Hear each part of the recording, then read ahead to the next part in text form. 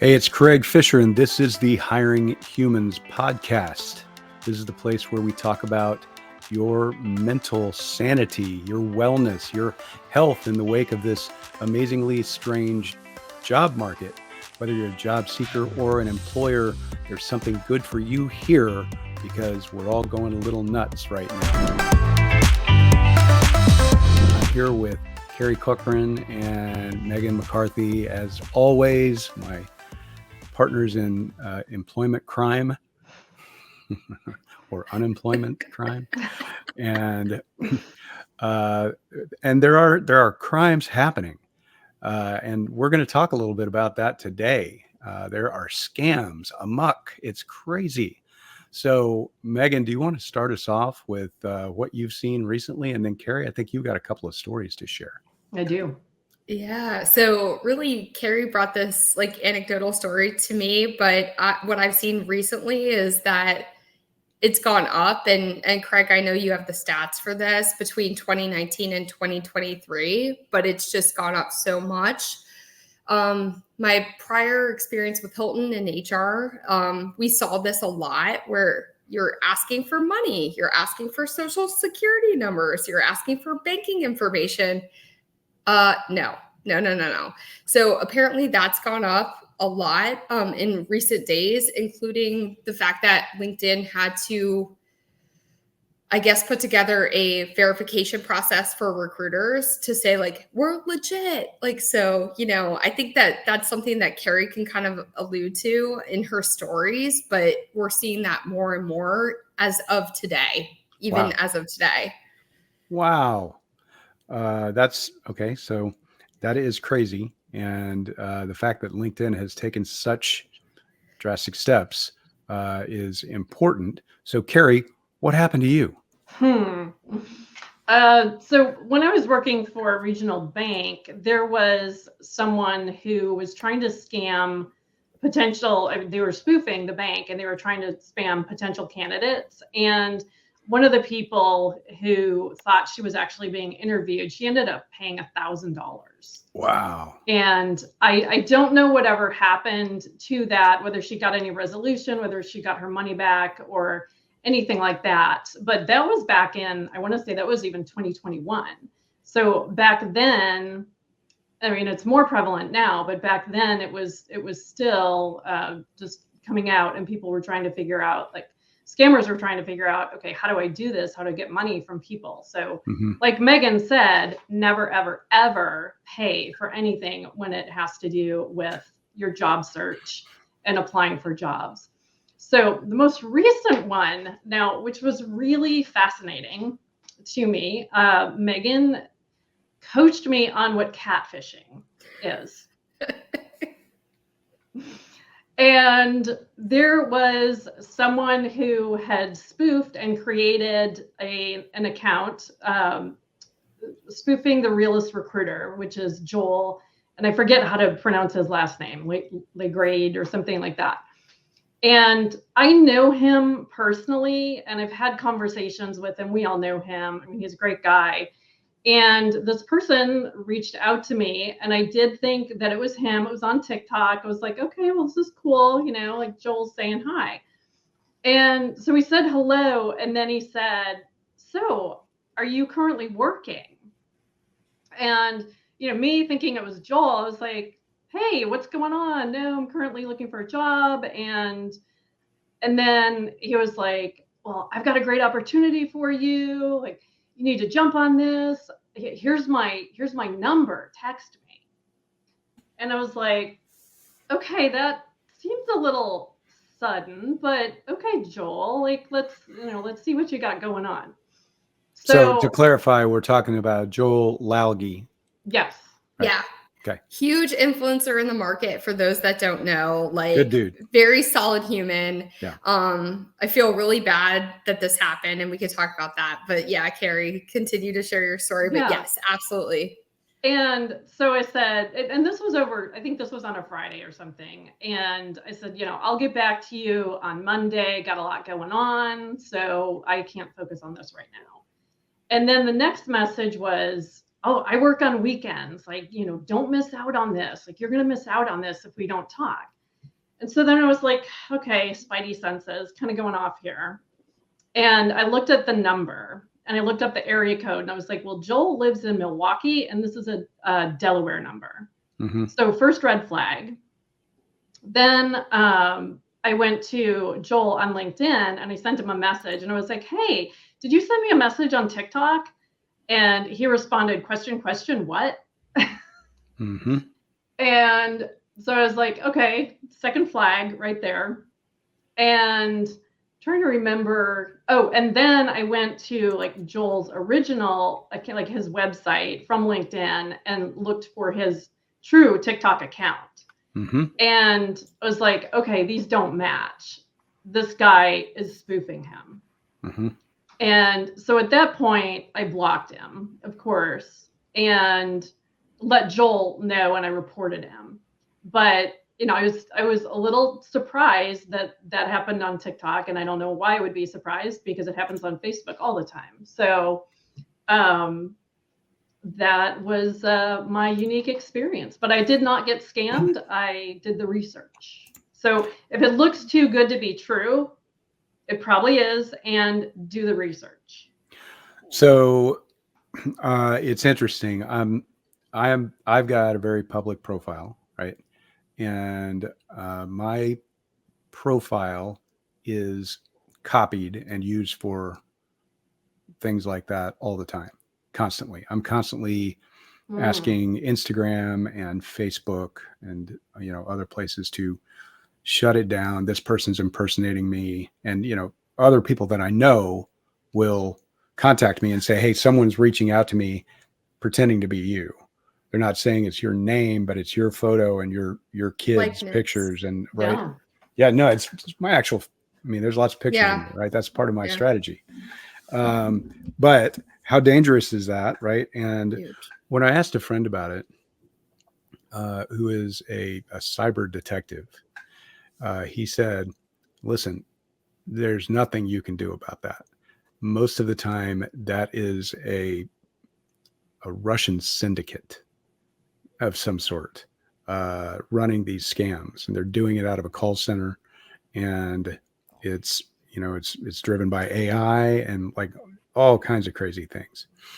So I'm like, well, that doesn't feed my need to retaliate and fight back and get justice. And what am I going to do, right? Because I want to shut it all down. And interestingly, I've been getting a ton of messages on LinkedIn from people saying they're representing a foreign employer who wants to do operations in the U.S. and they would like to talk to me about being their representative. And I assume these are all scams as well, right? Surely most of them are. And so there's a lot of this happening right now. And it's sad that crime will take advantage in a downturn like we're in, right, in the job market. But you got to watch out. You got to be safe out there and be careful, because there are plenty of legitimate people like Joel and like me who have very public profiles, and so it's easy to just copy pretty much all their stuff and watch their conversations online and kind of understand how they talk and what they talk about, and who they know, right? Mm-hmm. It's very simple. And in the recruiting space, a lot of us have the tools to pretty much download a list of all the emails that's associated with any page on the internet, right? So Joel's got a profile on whatever, GitHub, who knows?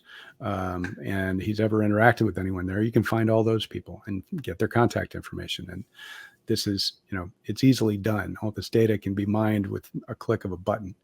And so, if someone's asking you as a job seeker to give them, personal information that's not in a secure manner, or add an app or an account, right, that you're not currently familiar with in association with some sort of employment, that's a red flag, right? Yeah. The fact that really in this market that anyone's even getting back to you is a bit of a red flag. much less reaching out directly. Well, and what's been really interesting is the two times that it happened to me, they immediately said, text me. Here's my number. Mm-hmm. And I was like, And I don't even know you. Like, why are you giving me your number? Was it a US based number? Well, the one was Delaware. And Uh-huh. well, actually two of them. One was California, somewhere in California, and the other one was somewhere in Delaware. But even then, there's so many apps out there that you could use to, fake that. It's just like dating, Carrie. We talked about catfishing, dating, so. Well, you don't even really have to fake it, right? I mean, you can have basically an SMS CRM account that is a regular number. I have one, right? I communicate with thousands of people through it on a regular basis. And so, interestingly, you could just create a new campaign and say, hey, this is Joel. Are you still interested in that job? Text me back. Right. I mean, it's fascinating. I get a lot of scams like this through WhatsApp as well. WhatsApp is a big offender. No offense, WhatsApp, but they're nefarious people about in your midst. I could see that. Yeah. Well, and I think the work from home part too, Craig, like I think people are biting at the apple of like, hey, we're moving back in office and this is a work from home job. But then it's like, oh, you pay this fee in order to, it's like a lot of customer service jobs too. I think about our military spouses who have to move around with their significant other who's in the military. So I feel for them in getting scammed on some of these things because it's like, oh, I'll just pay $20 and I can work from home to do customer service jobs and customer care jobs where I can work from anywhere and be on the phone. And it's like, no, don't pay for that. Like, that's not legit at all. Right. So I think, with every good intention that these folks have that are doing this, it's like those that are scamming are capitalizing on that. So it's like buyer beware, I guess. Right. Job seeker beware, for sure. Yeah, right. I mean, and one of the other things that you can do too is go directly to a company's career site if someone contacts you. And if they happen to say this is the title of the job that's available, look that up and see if it's even on the career site. Not for nothing, but sometimes, and I've heard of this recently with a known person, right, at a real company who says that they do not post certain jobs on their website at all. And certainly they don't post them to Indeed. They don't post them anywhere, even though legally they're supposed to, and they know they're supposed to. So look, U.S. authorities, I am not going to ever divulge who this is. So if you come asking me, I don't know. I can't remember. But you might not find that job on their website. True. Sometimes, but it's a good place to start. The other good place to start is to call the company, and maybe you got to deal with a phone tree, but ask for the person whose name they say they're, using to pretend they're part of that organization. Now, a lot of staffing companies call and say they are working for the employer, right? But really they're a staffing agency. And so you've got to get that clear first as well. And if you ask some reasonable questions to the person who's trying to scam you, very often they will bug out before you get very far. That's exactly what I did on TikTok with Joel. He said, hey, how's it going with you and your family? Are you enjoying Milwaukee? Yeah. Yeah, vet them out in a different way. Yeah. What happened? No response. I think it was just like a curt response. Yeah, all's good, or something like that. Also a red flag. Yeah. That's not like Joel. No. And I think of that on the flip side. I think about the Joels of the world. I think about you, Craig. I think about the age that we're in with social media influencers and even what we're trying to do with this podcast, right? Like we're trying to create like, a positive experience and be informative, and to have your reputation feel like it's been sullied a little bit in that moment where you built your brand up and you're having these posers or scammers do this is another cautionary tale, right? Where it's and I think it's daunting for the job candidate on the other end who doesn't understand. And they're like, well, I had this person reach out to me. Whereas you and I know who Joel is. You and I know who Craig is, right, Carrie? So it's just like, just another mental health mind F, So like, do we have any advice for those that are not necessarily in our fields and are getting these scams and beyond the research piece of like that mental health perspective? Yeah, I do, in fact. So you can do a Google image search, right? So click on the profile of that person and expand their profile picture, right? And right click and do search Google for this image. And very often you will find that image is being used for multiple profiles that aren't that person, if that sort of scam is going on.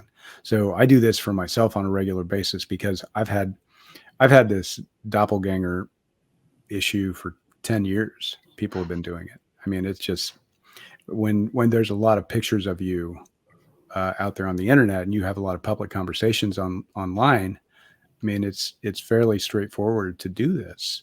And so, the unsuspecting recipient of this malintent can do a few things to figure out if this is a real person or not. Also, ask for their email address, and very often that's not going to match up very well either.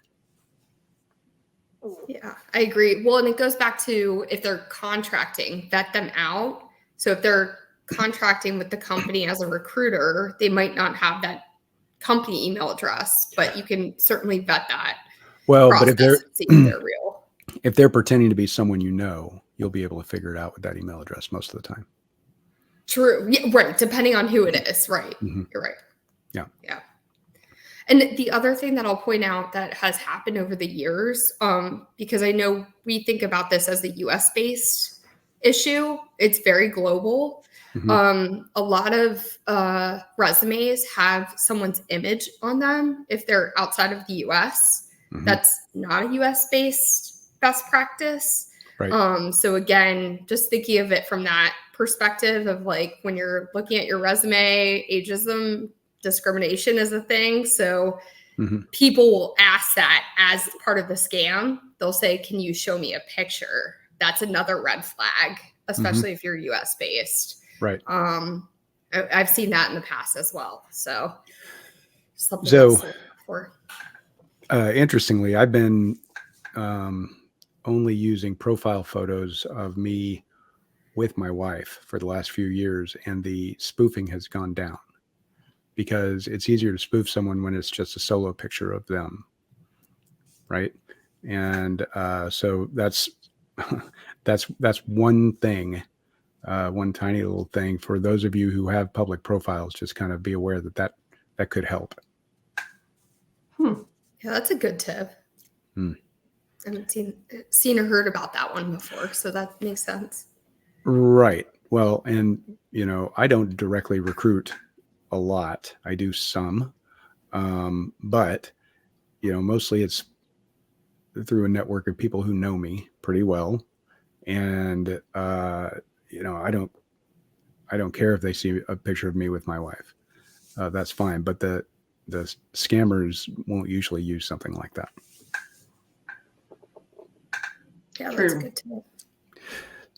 All right. So I think there is some real concern to be had about this. I mean, especially, have you let Joel know yet, Carrie?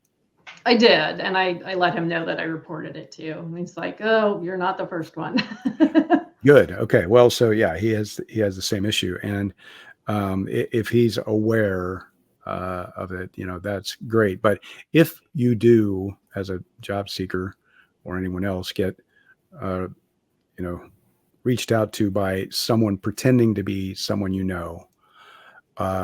do report that to the platform. Right. Certainly this person is pretending to be someone else. And then please also contact the person that you know right away, because it can get out of hand quickly if you don't. I watched a cheesy movie on the way back from Vegas with Jason Statham called The Beekeeper. I saw that one. Yeah, it's pretty good. And so The Beekeeper starts out with a whole organization that is just there to data mine and scam people out of money. And, while the details of the movie were a little outlandish and crazy, the basic plot is very real. And this happens all the time. And when I say Russian syndicates, I mean, it could be Chinese, it could be, whatever. I'm not pointing any fingers. This is just what my friend, the cyber detective said. His name's Rob Holmes, if you want to ask him. He's a local Dallas guy. He lived out in LA for several years. Really good dude. But yeah, that's a daunting thing. There's no one you can call to complain to about that. No, you probably don't want to take the revenge like they did in The Beekeeper either. Well, and I think it's embarrassing. I think that there's a shame to it too. Like, I think that it's just like you think about dating or you think about elderly that are getting scammed like over the phone. They don't report it because there's a shame to it. But Right. Really, it's a dime a dozen. And now with AI and the fact that you can be anybody and everybody at the same time. Yeah. It's become increasingly apparent clearly if LinkedIn is making changes right now as we speak to their verification process. I'm glad to hear they are, because I'm literally getting those in-mails every day, several times a day sometimes. Yeah, it's good to hear that some of the social platforms are listening. I get that they have a lot of things happening right now on other verticals, but it's good to know that this is kind of becoming very apparent to them to make a change. All right, folks. So this concludes episode 3 of Hiring Humans. Short and sweet cautionary tale. We want to make sure that we all stay safe, and good luck in your job hunting.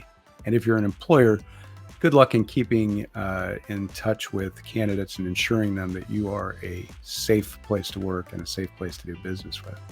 And I think keep that in mind as we move forward. Candidate experience is paramount in what we all are thinking about on this program on a regular basis. And just be a good communicator, everybody involved. Absolutely. Yeah, thank you. All right, we'll see you next time.